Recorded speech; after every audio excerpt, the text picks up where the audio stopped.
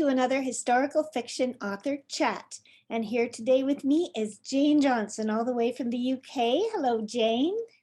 Hello, Genevieve. It's lovely to see you. It's lovely to see you again, too.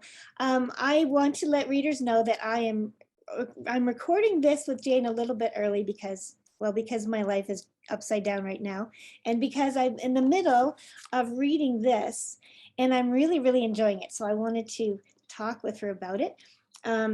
So this interview will come out on October 4th, right when the book does come out in Canada. And so I want you all to know about this. So I met Jane a couple of times before now. It's been my privilege. And the first book that I read of Jane's was The Sea Gate, which I did share with you all before, and another beautiful, beautiful book. It's very special to have Jane here, and I'll tell you why in a second. I'm just going to start off with her bio, and then I will interrupt it. Jane Johnson is a novelist, historian, and publisher. She is the UK editor for many best-selling authors, including George R.R. Martin. So that's not a big deal at all, right? So, okay, let's hear what's going on. House of the Dragons is the new release. It is. I mean, we're recording this on the 22nd of August, in fact, and so House of the Dragon premiered in the US yesterday. The first episode aired yesterday, and it's airing tonight in the UK. So I have been running around all over the place today. I've been publishing George for 20 odd years, and whenever we have a new series, what we do is we have all our social medias going like crazy during the airing of the episode. And my job is to pull out all the quotes that are good from the episode and then also from the book. So I was up at the crack of dawn this morning airing the episode on a streaming device and then running through the book to find all the bits and pieces that would actually add texture to that. So that was fun, but it has been a crazy day. Well, what an exciting thing. I mean, just working with George Martin is such a big deal, and boy, his genius never seems to slow down at all. He's just got a brain the size of a planet. I mean, he's a creative genius. He really is. But everybody wants to know what you think of it. So you have to watch it and then formulate your thoughts. And then, so I've been talking to George, I've been talking to his agent, and I think it's fantastic. I mean, I've only seen episode 1, but it's a wonderful setup and it's dark and visceral and really exciting. So I think it's a great setup episode. Oh, I can't wait. I will definitely, I don't know if I've got HBO Max or whichever is streaming here, but I will have to subscribe for that because Game of Thrones was, well, I don't even need to describe what it was because everybody knows anyway.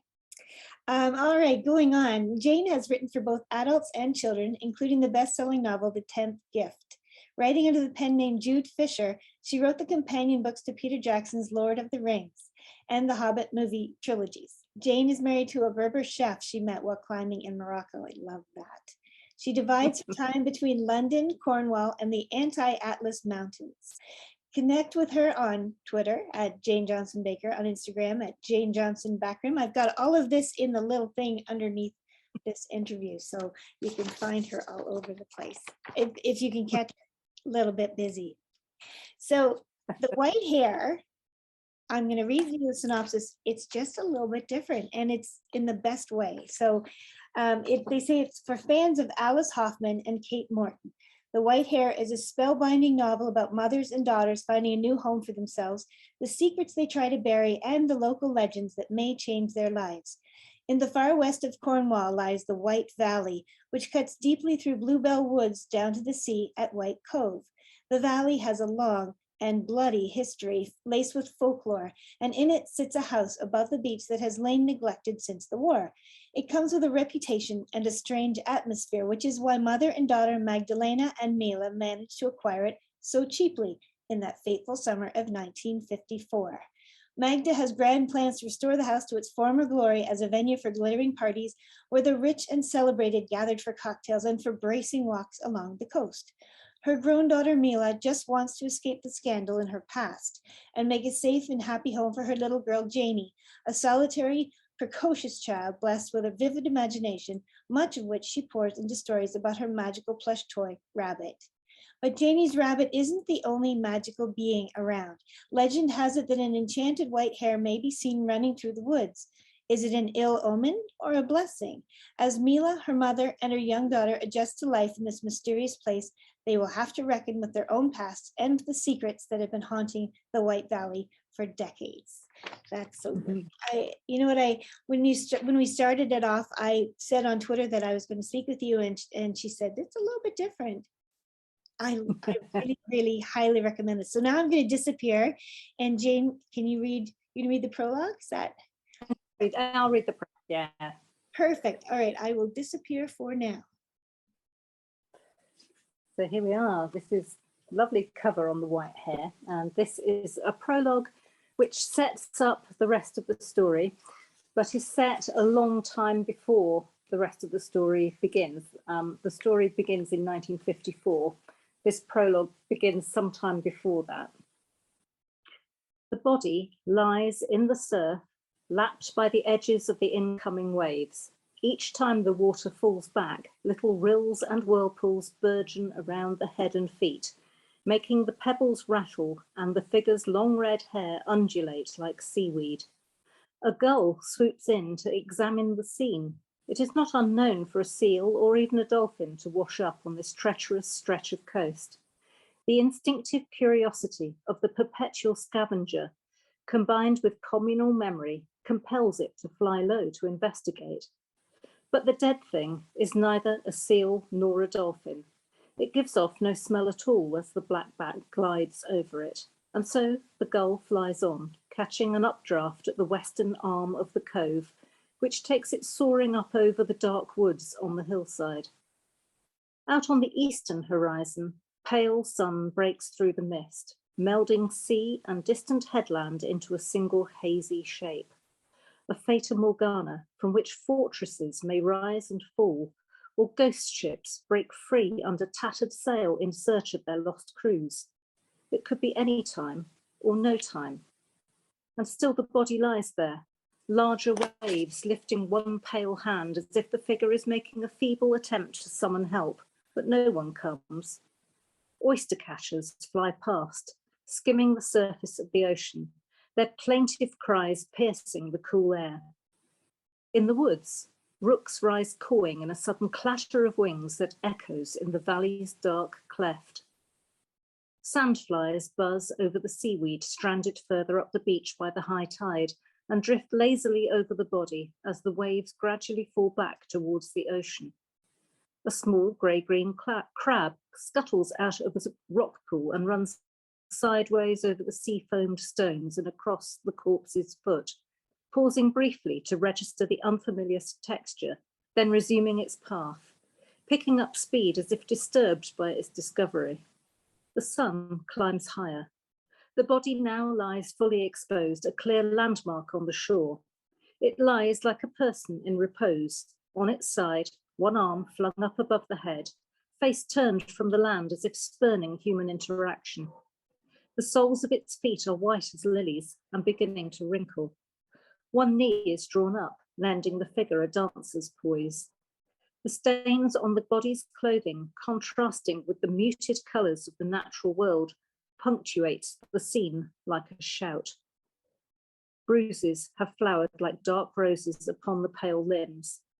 There are many submerged rocks along this stretch of coast. It is the place where mariners thrown from storm-wrecked vessels think to save themselves by swimming to the apparently welcoming shore, only to find the currents fiendishly working against them.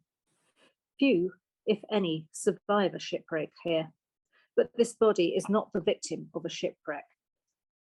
It is told in these parts that for a short time, the corpse's eyes may retain the ghostly image of the killer or killers their gaze last fixed upon, but maybe those who found the body arrived too late, for the only reflection in its clear blue eyes are of empty sky. Think about that because I'm almost at the ending and I don't want to think about how that might tie in. I'm not going to spoil it. I'm not going to spoil it. It's beautiful, and I feel bad because the synopsis said it was spellbinding, and the word I was going to say is that I am spellbound by the book. So I don't mean to, steal that, but that's how I feel. And Spellbound is perfect because it seems appropriate with all the magic and the folklore and the ghost suggestion of ghosts and everything that's going on. I know there's a good story behind this. Can you tell me where the inspiration for the White Hare came from? Yeah, I live in the very far west of Cornwall, which is quite a remote spot. And, it takes quite a lot of effort to get anywhere from where I am. And so when COVID caused lockdown here, I wasn't able to travel anywhere. So here I was caught at the very far toe of Cornwall. And I usually write quite big, sweeping, epic novels, often set in North Africa or elsewhere in the world. And I was stuck at home. And for a long time, I didn't know what I was going to do. I didn't actually feel the urge to write at all. I think it was such a cataclysmic situation for all of us that my brain just went into retreat, and I had no idea what I was going to do, what I was going to write. I didn't feel like writing it. To write felt like opening dark doors at the back of one's head, which you didn't really want to let all the anxieties and concerns come flooding through. So for quite a long time, all I did was garden and work. And then one day my husband had been for a long walk down the coast, and he was very quiet when he came back. And eventually the story came out that he had been walking out of bright sunshine into deep woods, into a very, I know this valley very well. And he said he'd just been walking, and he didn't tell me where it was. And he said that he'd just gone over a stile in these woods when something just made all the hairs stand up on his body. And this white light just whooshed past his head. And there was not a breeze, not a breath of breeze on this day. There were no birds there. And he just said he just felt a presence. And I said, I know exactly where that is. And if don't tell me, because I'm going to tell you where I think that is. And I mentioned the name of this particular spot, and he said, yes, that's exactly where it was. Because I have also felt a presence in that place, and it's not hostile, but it's not benign either. And there's just something about it where you feel that valley, although tiny and hidden away, is full somehow. There is something inhabiting it that is much bigger than any of us.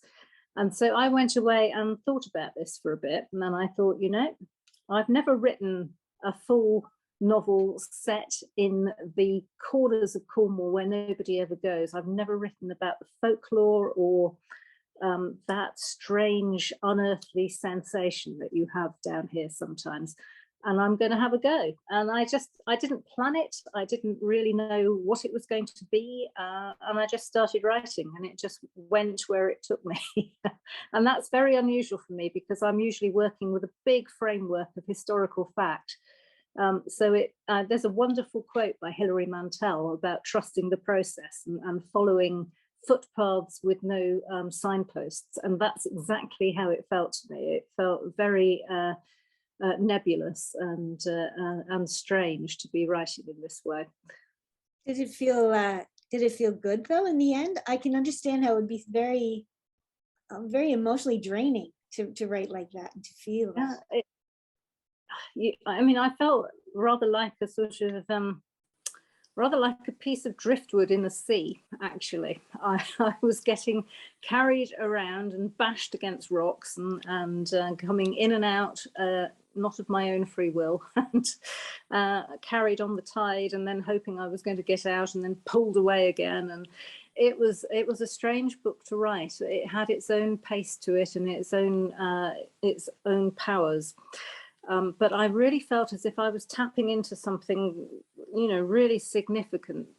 When I got a few chapters in, I felt I got dragged down into it, and I thought, my God, this feels significant somehow. That whole process is so exciting, and I want to point out that this is not a scary book. It's not a horror or scary or terrifying Stephen King novel, anything like that. It's more of a sense. It's more of an overall feel. She goes through different episodes where you experience like what your husband experienced, right? You can feel that, and you can see the light and feel the energy, but it's not a scary book. So don't be afraid of this book. No, I'm not a big fan of horror as such. But this is a book about the power of nature, because that was something I really came to appreciate during lockdown. Yeah. I was just spending my time gardening and walking, and that was a really healing process for me, was to be able to get out and feel that the landscape is forever, and it surrounds us, and it gives back to us. It takes from us and it gives back to us. So I feel that it absorbs our experiences, and that it transmutes them somehow and gives them back to us as a different sort of understanding. And that's really what this book is about. That's really beautiful. And the way that it retains what our experiences and ourselves in a way leads to all the folklore that you incorporate. Was there a lot of research into the folklore? And you've got such great characters. Keziah and Ariadne are two of the women in the book, and there's just so much mystery, and it's beautiful, the folklore. So I just wondered about the research for that. Yeah, I did my research. But I'm Cornish born and raised, so I've been brought up with all this stuff. And my mother and grandmother were both great storytellers, and so I've heard all sorts of stories set down here. And hares figure largely because they're a powerful symbol. I think they're Celtic. Cornwall is one of the Celtic lands, and they stand for an awful lot of things in Celtic myth. The female principle, because they are fecund and powerful and fast, and they're survivors, but also for magic, for the goddess, for all sorts of different things. Also, they're tricksters. You never quite know which way a hare's going to go. And there are lots of stories about witches turning into hares to escape pursuers. And lots of stories about white ladies as well. They're usually the typical folklore about betrayed women who are haunting the coastline because of horrible men who've let them down. But I always feel there's a lot more to it than that. And we have so many stories like that around here. It was very fascinating to me, and it felt like getting back to my roots. I mean, literally. And you actually write with a pen and paper when you were writing. I read that. Yeah, write my first draft. Yeah. I write my first draft in longhand I have an allotment garden on about a mile outside the village here. And it's a really quiet place. Nobody can see you from the road. I'm tucked away, and I have a clear view of the sea from where I sit there.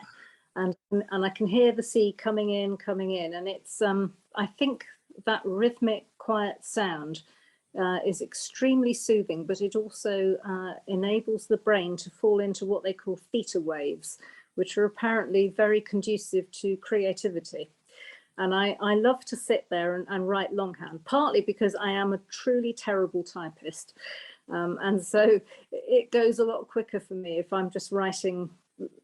My handwriting is quite fast, and it always has been. So I don't have to stop and correct all my terrible typos all the time. And then I can up, then I've got the process of typing it up as a second draft, which is really useful. Oh, I wish I could do that. My writing doesn't keep up, my hand doesn't keep up to it, but I do know what you mean about the sound of the ocean. And when I wrote the Forgotten Home Child, I was living in a rented home right on the ocean, right in a very rough area, like Peggy's Cove, only smaller. And so when the oceans started to rage, when the storms came in, it was a whole different feeling, the writing experience during that time. So, I think I'm not near the ocean anymore, but I might just have to turn on one of those sound effects and see if it helps me out a little bit. Well, you might trees. If wind through trees is good as well. That's true. And being out here in Edmonton, I will be experiencing that pretty soon. Well, I wanted to thank you so much. I'm going to let you get back to your crazy busy life. And I wish you all the luck with this book. The White Hare is now available everywhere. And so I've got the link to buy it on this little blurb underneath here. Thank you again so much, Jane, for joining us today and for telling us a little about this experience. Thanks so much, Genevieve. It's been a real pleasure. Good luck with your new house. Oh, thank you very much. You take care.